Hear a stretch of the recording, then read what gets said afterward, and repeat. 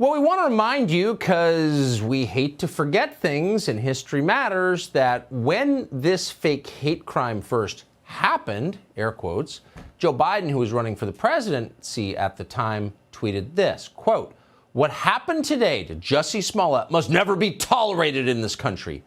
We are with you, Jussie." The question is the President of the United States still with Jussie? Will he amend that tweet? In the meantime, for a recap on what we just saw, Will Cain, he's co-host of Fox and Friends Weekend. He's also, what's the phrase, an eminent lawyer. And we're really happy to have him with us tonight. Will, thanks so much for coming on. So what do you make of this? What have we learned? Well, unfortunately, I don't think you've called me in for any great legal analysis of the Commerce Clause or how it's been tortured for federal power. You've more called me in to analyze My Cousin Vinny. It's not To Kill a Mockingbird. This is a comedy. This is a comedy. Good point. And it's less about the law and it's more about narcissism. You know, if there is an intersection, Tucker, it's that Jussie decided to take the stand, which is shocking.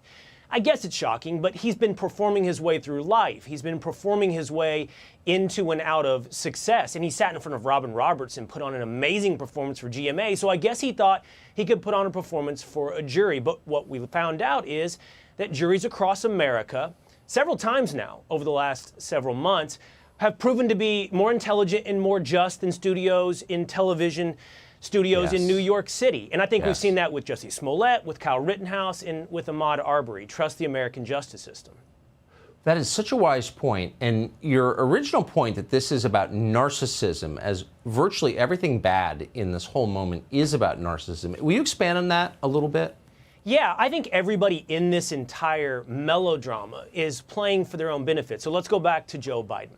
Joe Biden, the American media, Kamala Harris, they're not marks. They weren't conned. They weren't duped. In my mind, they were accomplices to a race hoax with Jussie Smollett. Smollett's incentives were clear. He could only achieve so much fame by starring in Empire. He played to the incentive of America, which is to be the victim of a race crime, puts you on the highest pedestal. But look, so did Joe Biden, the American media. They played into something that confirmed their worldview and their role as heroes in this racist country. They played it for their own benefit.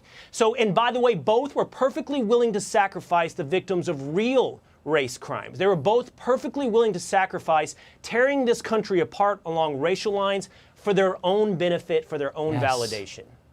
Man, is that smart. I'm pounding the desk beneath the camera. A lot of impressive people come out of Fox and Friend Weekend. I'm here to tell you that was so great.